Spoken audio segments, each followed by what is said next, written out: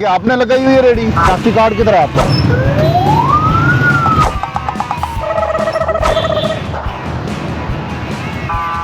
Front side से आ रहे हैं। नहीं, मैं इधर जा रहा हूँ। विदाउट हेलमेट आ रहे हैं।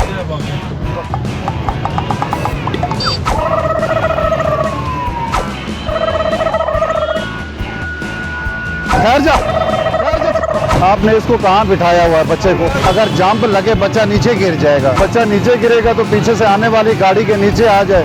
आपने कहना है हमारे बच्चे को इसने नीचे दे दिया। राइट शीशे किधर है? oh, no. तो आप पीछे कैसे चेक करते हैं? गाड़ी रोड पे चल ही नहीं सकती जब तक उसका नंबर ना लगे। नाम क्यों रखा है आपका?